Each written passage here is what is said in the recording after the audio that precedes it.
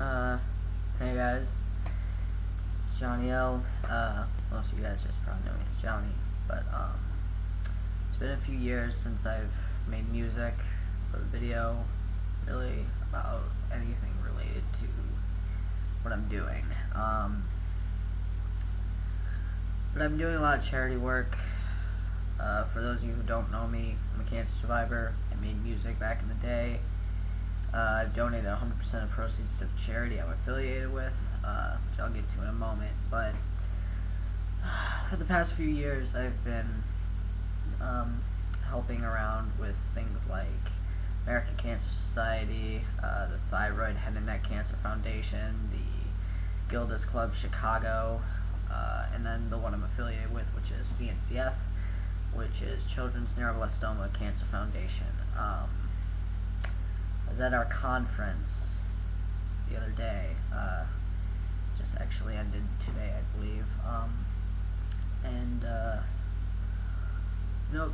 the thing about cancer is it's slowly getting better with the new technology and research that has come out. Percentages of survival rates are going a lot higher than they used to be, which is great, but there's a few things that still bug me about cancer that I haven't said anything about, like, as a video or anything for a long time, because I didn't know how to explain it, really. I wanted to be able to present what I thought in a more concise way and a very clear way for everyone, because it's just my opinion, my take on everything after everything I've gone through. All my life, all I've known is doctors and cancer and the effects that chemo had on me and the tumor and the scar tissue and then everything galore. And it's very apparent when you go to these charity events that there are very good people out there who are willing to help, willing to be part of it, whether it's they donate what they can, whether it's they're funding or sponsoring the event, whether they're the people help setting up the event, the doctors actually researching new treatment possibilities, new understandings of a certain cancer that you find, etc. But one of the problems that I find when it comes to research and donations is coming from a cancer that was for children, mainly, though it is possible that neuroblastoma can occur in older patients, but it's way more common that it's an infant or very young child cancer.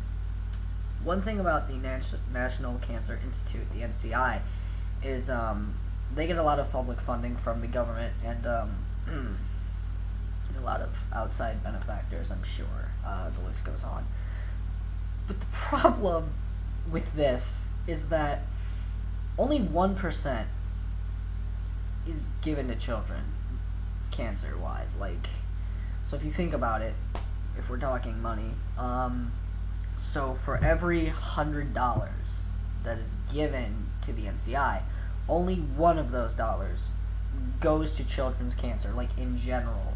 And then there are probably, I think there's 13 to 18 specific child cancers that we know of. And so then you're getting even a fraction of that dollar that you get.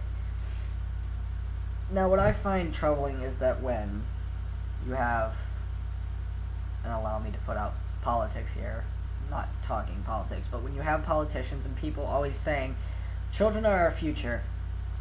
But here's my question then, why aren't we investing in children a little bit more in terms of health? I don't get it. And most of you, when you hear me even say neuroblastoma, you probably think, well, I've never heard of this cancer. Allow me to explain.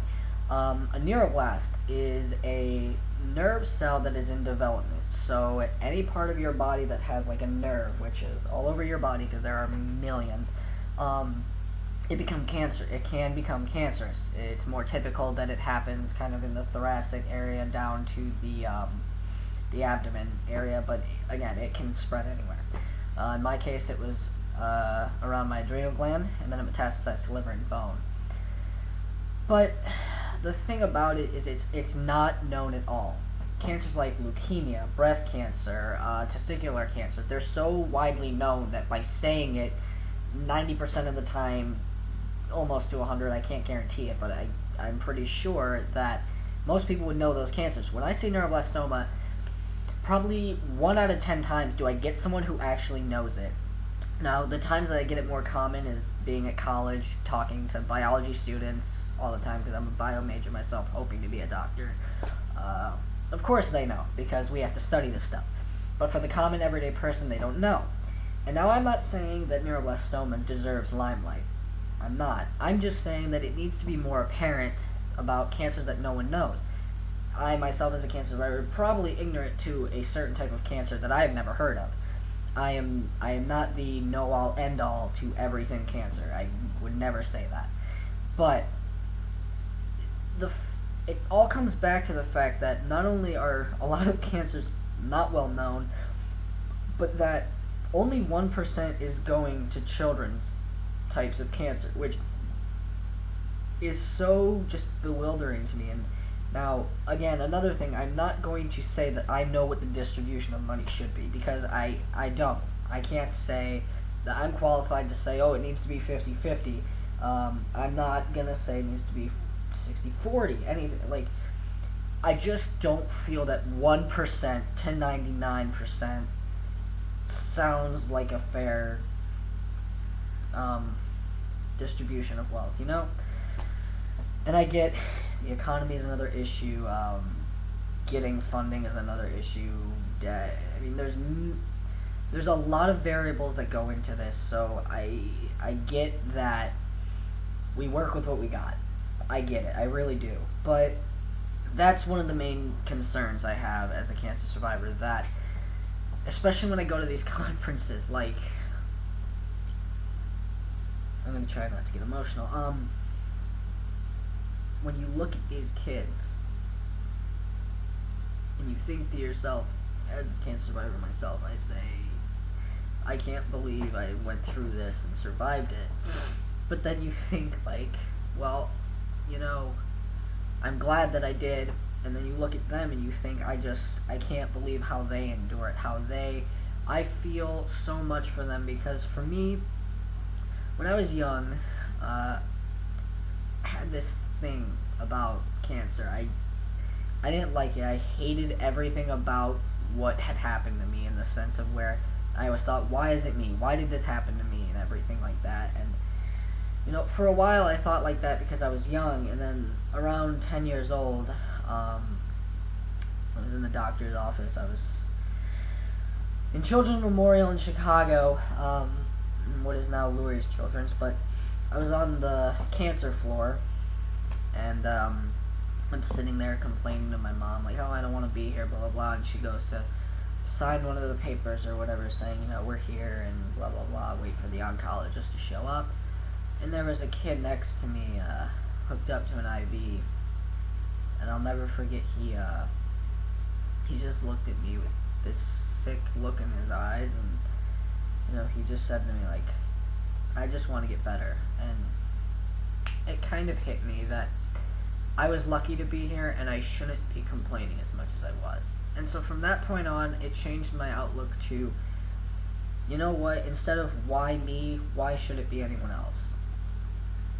And again, this all comes back to the point of how can a government fund something, or even an organization fund something, and then give so little to one and like 99% to the other. It makes me sick. I don't know, but maybe by raising this awareness, by making this video, maybe something happens out of it. I don't know. I've been quiet for a long time because I tried to find answers to the questions like, how much should it be? How do we change this?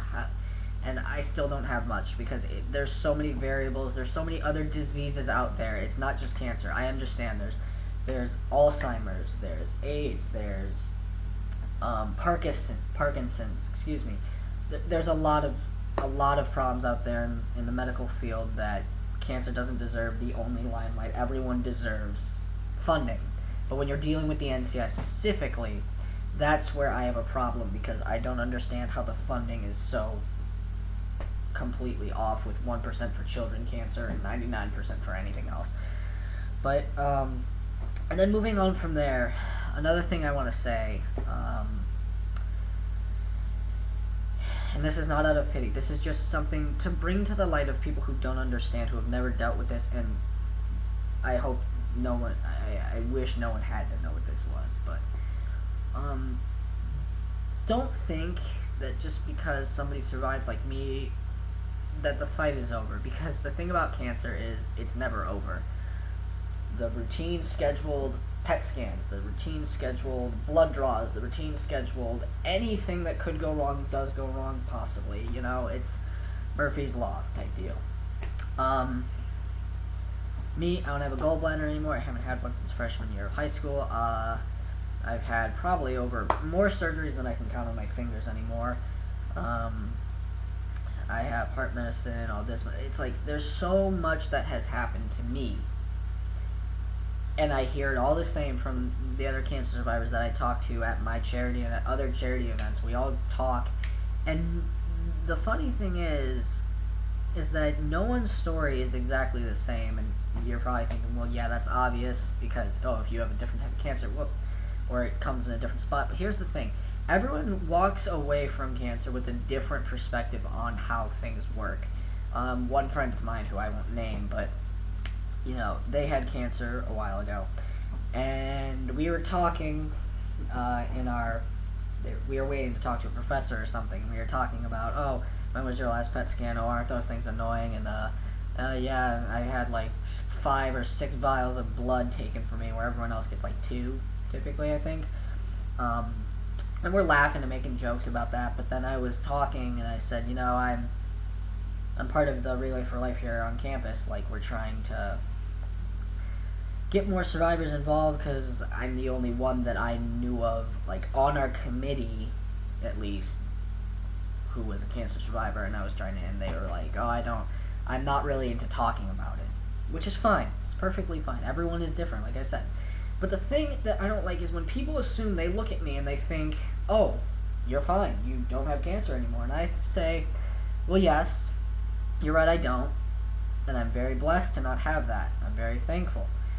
However, that doesn't mean that I don't know what it feels like, as if it was almost like a routine thing to constantly go to doctors. Like, that's not normal for everyone else. I go to doctors more times in a month than probably people go in a year half the time. I'm willing to bet that. And I'm pretty healthy, given all things considered, for what I went through. I had a less than 2% chance of survival, so the fact that I'm here is a miracle in itself, and the fact that I'm doing as well as I am is a miracle also. And my heart goes out to anyone who has lost anybody, or anybody who is like me, who has it way worse than me. I can't emphasize that enough, okay? But it bothers me because after talking at my conference with people and these beautiful kids, I mean, hearing everyone's story, people just assume that because it's over, that you don't have any problems anymore, and that, you know, they can make fun of certain things. A lot of things about chemo is stunting growth a lot of times, and me, I'm 5'2".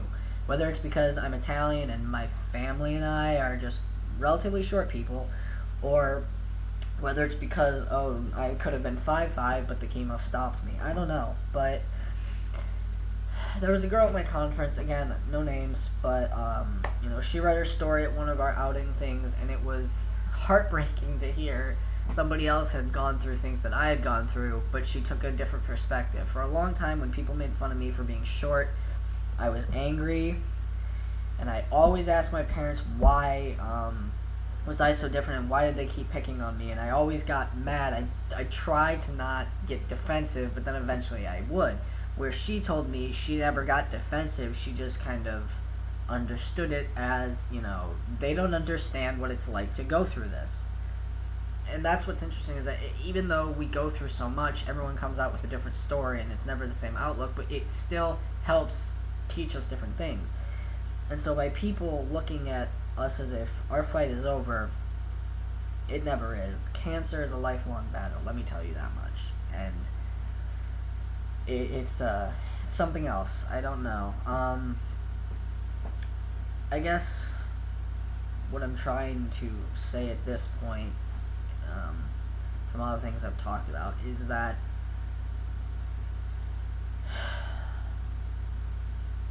we need a little bit more compassion, in general, in light of everything going on in the U.S., in light of everything going on in the world, you know.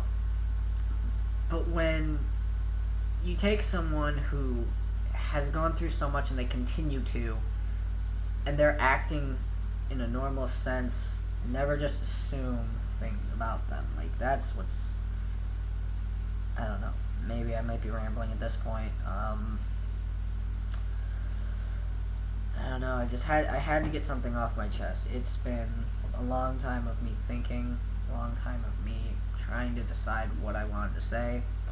None of this is written, I just kind of thought maybe, I don't know, I'd say something now. I guess a few things I'll leave off on is that if you're going through cancer, if you've gone through cancer, if you've lost someone to cancer, please, if you ever want to talk, I'm here on Facebook. I'm going to post this probably on Facebook, YouTube, things like that. My name's Johnny Lacerdo. I have a music, like I said, I made music. It's Johnny L's Music. You can find that on Facebook. I'm on iTunes. There's Fearless was my first song.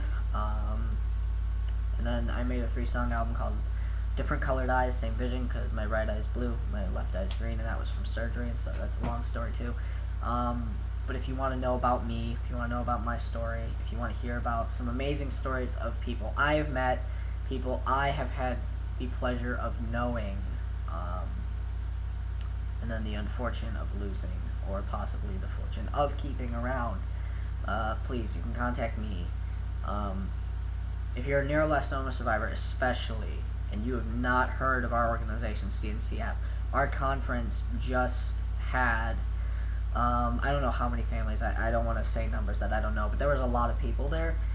We had flown people from around the nation of the U.S., we might have had some international, I'm not entirely sure, international in Canada, maybe? I don't think anyone came from Germany, but we brought them here to Chicago, and we, funded all the rooms in the hotel, and they didn't have to pay for a thing. They came with their kids.